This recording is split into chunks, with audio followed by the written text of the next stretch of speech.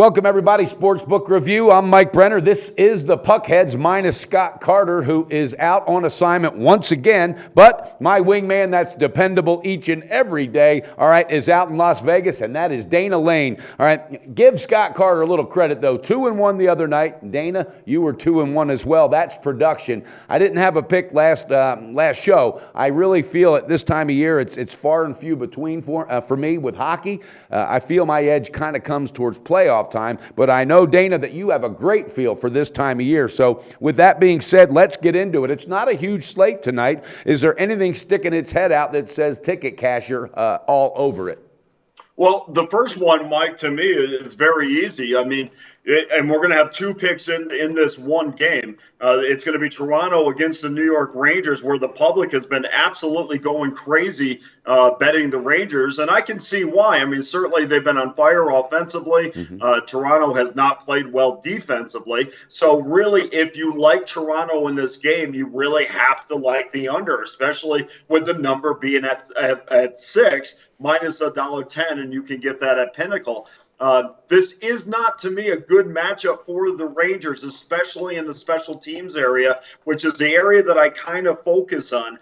Despite the recent trends, the Rangers on their power play or on their penalty kill have been not good on their penalty kill and horrific on their power play. In fact, they're just 3 of their last 39 on their power play, and the first 4 of that started against the Toronto Maple Leafs. The Maple Leafs have the league's best power play, and I think what's going to happen is you're going to see a slowed down Maple Leaf team that's going to be methodical, dump the puck in, and create opportunities in the Rangers zone. But I like Toronto tonight minus $1.05, and we're going under 6 minus $1.10.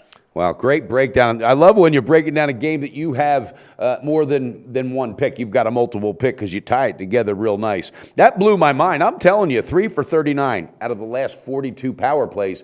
That's got to change. They got to work on that if they plan on hoisting that cup later on this year, and I know that's where their sights are. All right, you heard it, viewers. Toronto versus the Rangers, under 6 for minus 110, and then Toronto on the side, minus 105. Dana, I found one that I like, and I want to run it by. I looked into this, and then I did a little bit deeper research, and, you know, the Islanders got a win last time out, but it was real costly. Their fourth liner, Casey, and I cannot pronounce names like you. How do you say that? Zizekas or whatever. Zizekas or something. Casey's the fourth liner for Islanders. He's going to miss significant time. He's going to miss 4 weeks or more. It's C-I-Z-I-K. Oh, yeah, Casey. Zizekas. See, I can't pronounce that. Dennis, I mean, how the hell do you learn that stuff? I don't. I just learned it. Zizekas. See, there you go. But, hey, with all due respect to in all reality, this guy's going to be missing at least 4 weeks with an upper body injury. And then you got Cal Clutterbuck is going to be missing some time as well. He's questionable coming back, but he aggravated a lower body injury. All right, I like Montreal on a puck line tonight, and I got it at plus 190. I don't know. I just think they go out there and they get it done. It's kind of a revenge game. Last time they played, they lost 3-1 to this same team. So I think they've got revenge on their mind. Any thoughts with the significance of the injuries to those two players? Yeah, certainly. Clutterbuck looks like he re-injured the same injury that he just came back from, a lower body injury. Kept him out for 9 games. Looks like he's going to have to battle that again.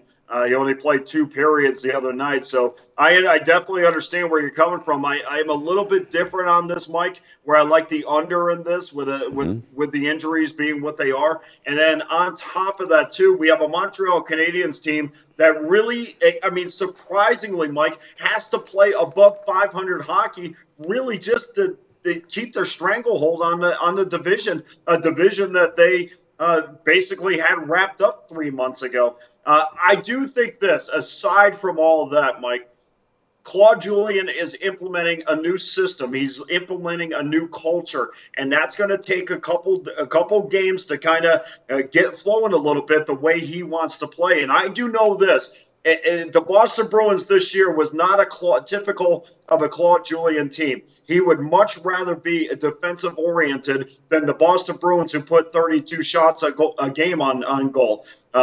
They will get to the point where they're more defensive-oriented, and I think he's going to push them in that way because quite honestly, they have better defensemen to play with in Montreal. So we're going to go under minus $1.30, under 5.5. You can get that at 5 dimes, minus $1.30. Let's one more important factor on this, Mike, is the Thomas Greiss factor. Now, Yaroslav Halak was sent down to Bridgeport.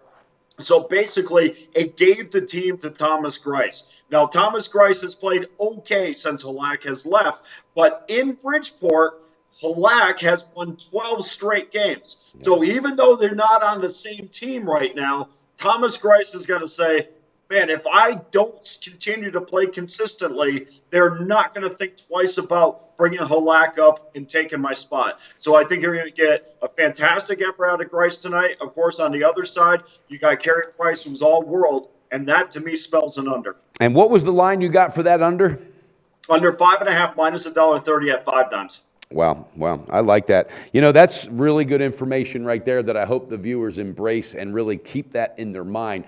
You have a goalie. They're not even on the same team, but when there's a farm system and you're working with bringing players up, you're damn right that goalie's saying, I better straighten up and I better get consistent quick because he knows around the corner. Because you know why? That guy was once in that same position. That's the kind of information that leads to an advantage and an edge against the book. That makes sense for an under. I like that. Dana, is that all you're going to have for us on this short slate? Yeah, we'll just have those 3 plays today, Mike. Have you talked to Caffeine Carter lately? I haven't. I didn't know if the caffeine or the codeine was taking over today, but, apparently he's important enough to be sending on assignment all the time. It might be, the assignment might be going to get coffee for everybody, but at least it's an assignment. You're damn right. At least it's an assignment. The thing is, he never lets me know what his assignments are really about. But, we give him a hell of a hard time, but he's really, at the end of the day, he's a great guy. He really is. He's fun to hang out with. We watch a couple games, and we're looking forward to the playoffs. I have a buddy of mine's got a sports bar here in Costa Rica, and every hockey year, he literally, because there's no hockey fans in Costa Rica besides the Americans, and all the Canadiens. There's a ton of Canadians, too. But he closes it for private parties, and he's going to let us have another NHL playoff private party season all the way through. So, yeah, I'll have Carter up there with me, and, man, we got to get you down here. That would be nice. But I would love to, Mike. Okay. All right. I'm serious about that. All right, viewers, we're going to get it done. We're going to keep the momentum going. These guys put it together last show, 2-1 and 2-1. Don't forget, at Dana Lane Sports is his Twitter handle. Dana, how about your website? Give us a well-deserved plug for your website. It's DanaLaneSports.com, and keep in mind, too, every single day we put write-ups up on SBR.